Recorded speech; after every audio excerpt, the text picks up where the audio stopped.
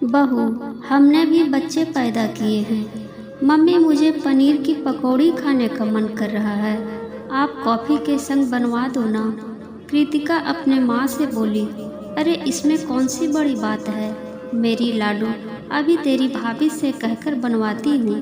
तू तब तक ये लड्डू खा, दूध पी। कहते हुए अनीता जी रसोई की तरफ चल दी।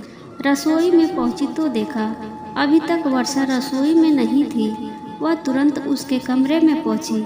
बहू, क्या बात है, आज चाय नाश्ता नहीं मिलेगा क्या? माँ जी, बस अभी पहुंचती हूँ। वो क्या है ना, बोलने ही वाली थी कि उसकी बात काटकर अनीता जी बोलने लगी। ऐसा करना, आज पनीर के पकोड़े, इमली की चटनी बना देना। कृतिका का बहुत मन है। कहते हुए वर्षा की बात बिना सुने ही वापस लौट गई। पास में लेटी चीनू बोली, मम्मा, आप मुझे छोड़कर नहीं जाना, मुझे डर लग रहा है। बेटा, मम्मा अभी आपके लिए दूध बनाकर लाती है, फिर मैं यहीं बैठ जाऊंगी। नहीं मम्मा, आप नहीं जाओगे। चीनू रात तक तो ठीक थी, पर सुबह उसे बुखार आ गया। जब वर्षा उसे स्कूल के लिए उठाने लगी तब पता चला पति विपुल 2 दिन के लिए शहर से बाहर टूर पर गए हुए थे। इसलिए उसने अपनी फैमिली डॉक्टर को फोन कर चीनू की दवाई, जो पहले से ही घर पर रखी थी, कैसे देना है पूछ लिया और डॉक्टर के क्लिनिक पहुंचने का समय पता कर लिया। वर्षा किसी तरह चीनू को मनाकर रसोई में जल्दी जल्दी चाय, कॉफ़ी, दूध तैयार कर, ब्रेड में सेक कर, बटर जैम, कॉर्नफ्लेक्स, फल काट कर टेबल पर लगा चाय कॉफ़ी थर्मस में भरकर रख देती है। फिर चीनू के लिए दूध बिस्किट लेकर कमरे में उसे दवाई देने चली गई। 1 घंटे बाद अनीता जी रसोई का इंस्पेक्शन करने पहुंची तो टेबल पर लगा नाश्ता देख बौखला गई और दौड़ते हुए वर्षा के कमरे में पहुंची। बस तुम्हारा दिमाग खराब हो गया है, अब तुम्हें मेरी बात सुनाई नहीं देती है क्या? ब्रेड बिस्किट टेबल पर लगाकर चाय थर्मस में भरकर रख दी। मैंने तुम्हें पनीर के पकोड़े तैयार करने को बोला था ना, अब क्या हमें 2 वक्त का खाना भी नहीं दे पाओगी?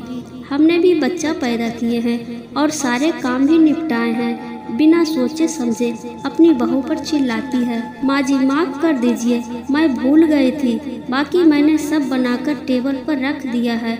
आप देखिए ना, चीनू को बुखार है, अभी दवाई देकर ठंडे पानी की पट्टी ही बदल रही हूँ।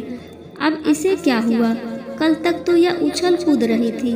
और तुम भी ना बहू, बच्चे तो बीमार पड़ते रहते हैं, तो क्या उनके चक्कर में घर वालों को भूखा मार दोगी? और तुमने तो थोड़ा भी नहीं सोचा, तुम्हारी गर्भवती ननद घर में आई है, उसकी सेवा करो। पर नहीं, तुम तो यहाँ बहाना बनाकर आराम से बैठी हो। वर्षा की ननद पिछले 1 महीने से मायके आई हुई है, तभी से सास अनीता जी पूरी तरह अपनी बेटी की सेवा में लगी है। उसके साथ उन्होंने बहू को भी लगा रखा है।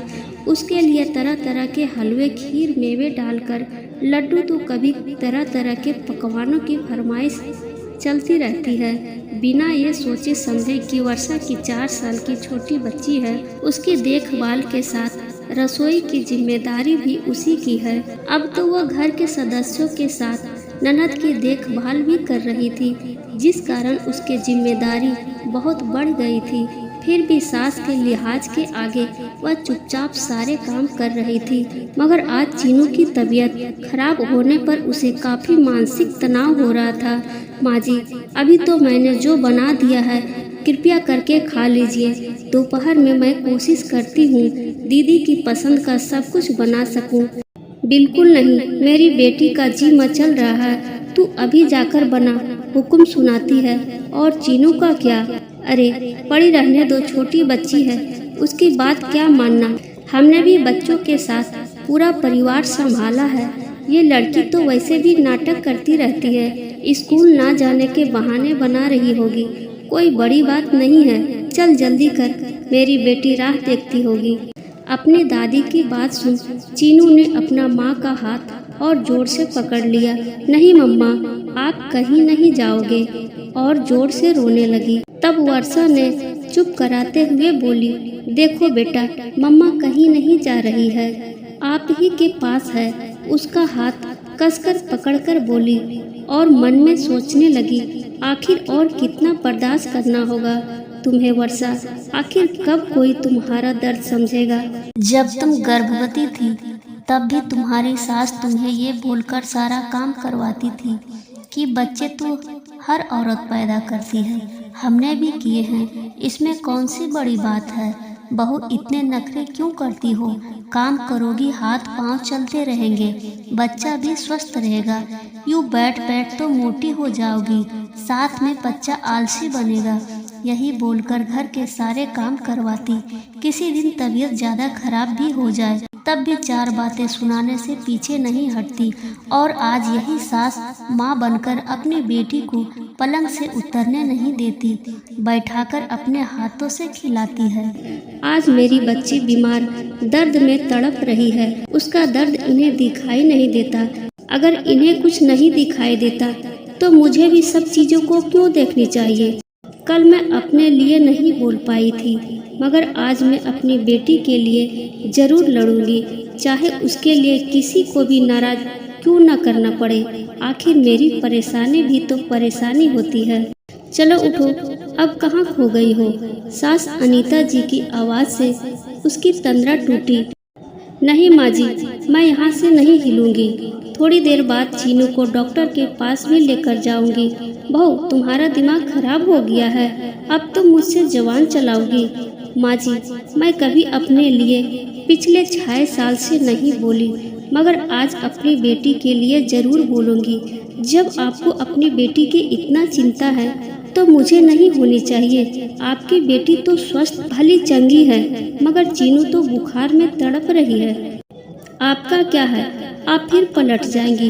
पहले जब मैं गर्भवती थी तब आप कहती थी महिला को काम करते रहना चाहिए, मगर आप अपनी गर्भवती बेटी को तो जमीन पर पैर भी नहीं रखने देती। कल को जब उसका बच्चा हो जाएगा तब आप कहेंगे बच्चों को हाथों में रखना चाहिए, गोद में पालने चाहिए। और मेरी बच्ची का क्या, अगर उसे कुछ हो गया तो आप जिम्मेदारी लेंगी। कल को मुझे मलाल हो कि मैंने अपनी बेटी का ध्यान क्यों नहीं रखा।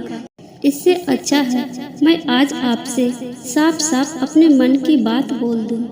अनीता जी गुस्से में बहू बोलने ही वाली थी कि पीछे से मेहुल जी आकर बोले, मम्मी जी, ये आप क्या कर रही हैं? मुझे नहीं पता था आप इतना मीठा बोलती हैं, मगर मन में इतनी कड़वाहट भरी है। आपको देखना चाहिए, छोटी सी बच्ची बुखार में तड़प रही है और आप है कि भाभी से फरमाइश कर रही है। जबकि मैंने बाहर देखा उन्होंने पूरी टेबल पर नाश्ता सजा रखा है। क्या आपको सिर्फ अपनी बेटी का ख्याल है, अपने बेटे की बेटी का नहीं? यहाँ आप सबसे मिलने आया था, मगर आपकी बात सुनकर मैं बहुत दुखी हुआ। चलिए भाभी, मैं कार लाया हूँ, अभी चीनू को डॉक्टर के पास लेकर चलते हैं। भाई साहब भी शहर में नहीं है, छोटे बच्चे का मामला है।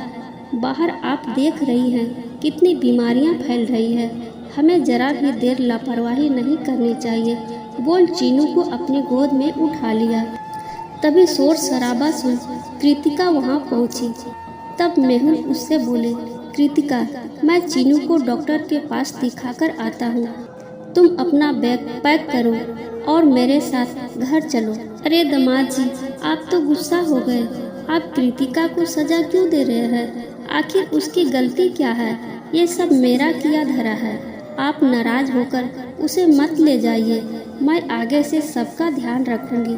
मम्मी जी, मैं नाराज नहीं हूँ, बस सिचुएशन को समझ रहा हूँ। यहाँ भाभी अकेले 7-8 जनों का काम करती है और हमारे घर में हम 4 लोग ही हैं और काम वाले भी आते हैं। हम कृतिका का अच्छे से ख्याल रख लेंगे। अब कृतिका डिलीवरी के बाद ही यहाँ आएगी और आप चाहे तो कभी भी इससे मिलने आ सकती है, हमें कोई परेशानी नहीं है। पता नहीं अनीता जी को अपनी गलती का एहसास हुआ या नहीं, मगर अपने किए पर पछतावा जरूर हो रही थी, क्योंकि उन्हीं की वजह से उनकी बेटी ससुराल वापस जा रही थी। अगर वे थोड़ा धैर्य से काम लेती तो थोड़ा अपनी बहू और पोती के बारे में भी सोच लेती तो दामाद जी की नज़रों में इस तरह वो कभी नहीं गिरती। दोस्तों, लोगों को अपना किया इसी जन्म में भुगत कर जाना है, इसलिए हमें हमेशा हर काम सोच समझकर करना चाहिए, न कि दोगलेपन में आकर अपने लिए नियम कुछ और दूसरों के लिए नियम कुछ और बनाकर सबके लिए परेशानी पैदा करनी चाहिए। आशा करती हूँ ये कहानी आपको ज़रूर पसंद आई होगी। अगर कहानी अच्छी लगी होगी तो वीडियो को लाइक और चैनल को सब्सक्राइब करना ना भूलें। कहानी सुनने के लिए आपका बहुत बहुत धन्यवाद।